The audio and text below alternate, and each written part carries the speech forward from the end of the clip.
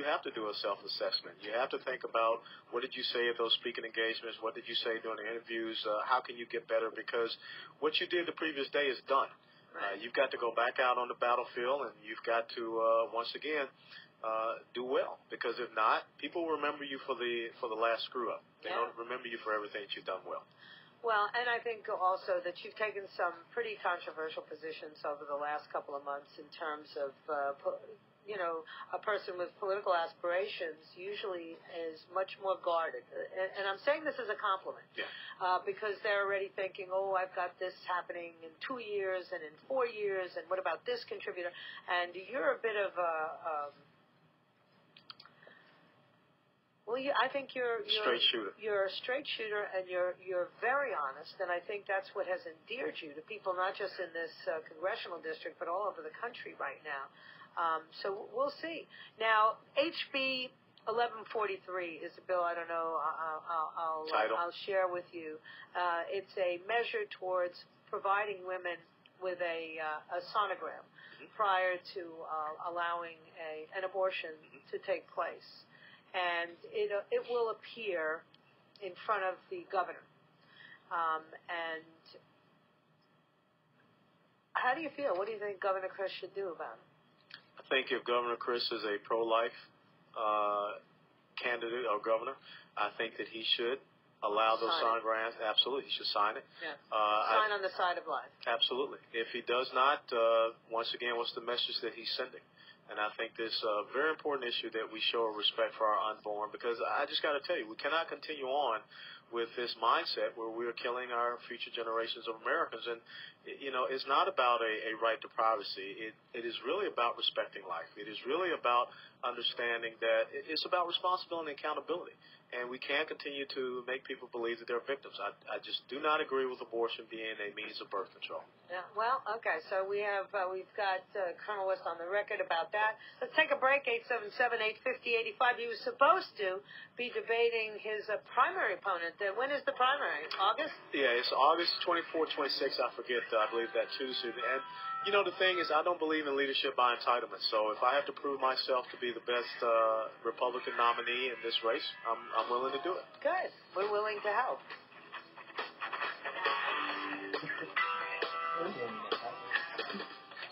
The station that... 778-50-85-85. So did you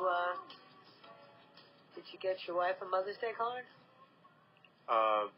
That's a no. The daughters have to get. No, I'll get it taken care of.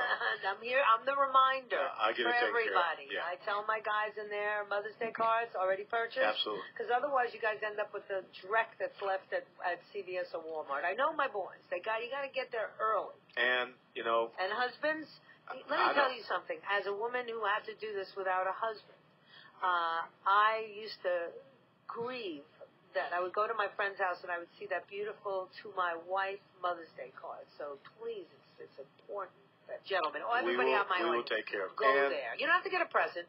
The kids have to get a present. You might have to give them money for the present, but you need to get a card. I'm going to get a card. Okay, I'm just telling every father out there that this is, because what do you think happens on Father's Day? You think the kids thought of it? No, it's your wife who took care of we it. just get left alone. You wish. Fathers wish that. Anyway, so let me tell you something that I got a very disturbing email, really. And I'm not easily disturbed, as you know. I have so much stuff going on in my head that I recognize that I just have to have strong faith or I wouldn't be able to get through this. But I got an email from someone who's very close to the Rangers, who has a family member who is currently serving, and the story that they sent me and the information that's beginning to come through as I do my research, I go to DEPCA files and all these other places, is that they truly have informed our military that they cannot attack groups of 3 or more. Now, how would that make sense on any level? I mean, if you could explain what would be the rationale for that to me, then maybe I could start to understand it. Because I'm not a military person. Well, let me tell you what they're probably trying to get at. In the mind of a lawyer, the mind of the lawyer is going to say, if you get the one or two Taliban guys that mix themselves in with, women and children, then what we need to make sure is so that we don't have this collateral damage, so we can continue to get blamed on it. We have to not allow our soldiers to engage these guys, in these types of groups. Going back to what happened with Haditha when those Marines were fired upon, the insurgents, the terrorists ran into a family housing compound, and those guys followed the tactics, technique, and procedures for clearing a house.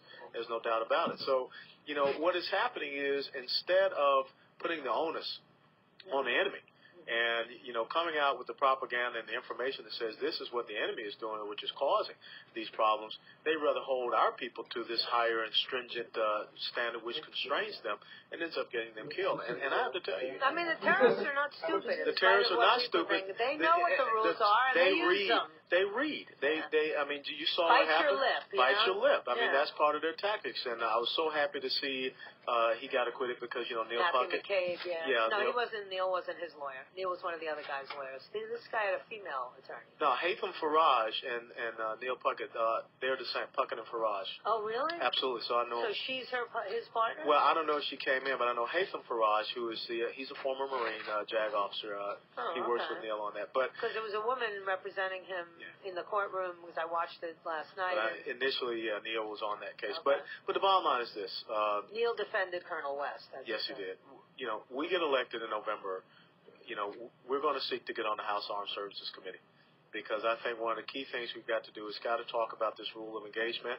I know as far as about these soldiers, Lieutenant Bahena, and also I think it's First Sergeant Hatley. I mean, we got to get these guys out of Fort Leavenworth for doing what we sent them over there to do. There are more. There are more than the two of them I'm uncovering. And the thing is, the only way that can happen is someone that has been on that battlefield and been in those tough situations has to be an advocate for them on that Armed Services Committee.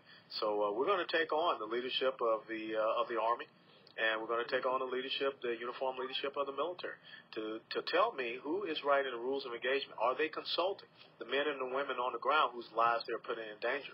Because if not, the lawyers who are not out there, the generals who are not out there, I mean, we just had General Petraeus come out today and make the statement that this terrorist act was a lone wolf. And, and we're it has already nothing to do with Islam, by the way, folks, in case you were thinking. Even Bill Maher knows it had to do with Islam. So the reality of your enemy must become your own. That's, listen, anybody out there who hasn't read Sun Tzu's Art of War, know your enemy and know yourself. Yeah, you're in big trouble. When we come back, I want to ask you about the economy, because I think Greece is the beginning of a disaster here.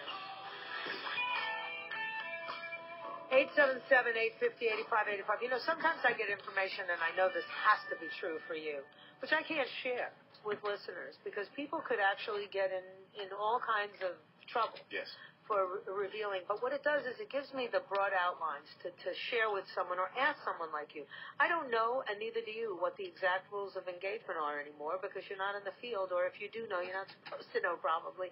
But I have a pretty clear picture from the people I've spoken to who are serving, that they're not good, that these rules of engagement are dangerous for my troops. For a guy like Matthew McCabe to be tried for something that, A, he didn't do. Yeah, allegedly punching a guy in the mouth. And B, if he did do, I don't care. Yeah.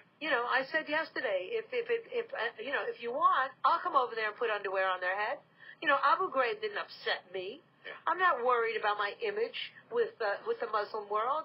They need to worry about their image with me. And I don't want to get you too much off the subject of what we're talking about. But the economy is affected by this expedition of ours, as this president would rather refer to a war. Overseas contingency operation is affected profoundly by what's going on. We have a nuclear arsenal that's now been declared. We have apparently told the world, although Hillary Clinton spends so much time as a liar, who knows if she even told the truth, and there may be less, there may be more, I don't know. But we have now said we're not going to play the nuclear game anymore. Mm-hmm. We're withdrawing from the nuclear game, which is fascinating when we know we got lunatics like Ahmadinejad stepping up his game. And you have those devices in Pakistan as well, which can very easily fall into the hands of the bad guys because the ISI has always been in cahoots with the Mujahideen and, of course, the Taliban now. The Russian armaments that are not accounted for. It's nice. That's They're right. going to give us a figure, but they don't even know where their nuclear components are anymore. Right. We have China, who I don't care what anybody says. They're not telling us anything. Well, no, China is still a communist country. They don't have to tell us anything. They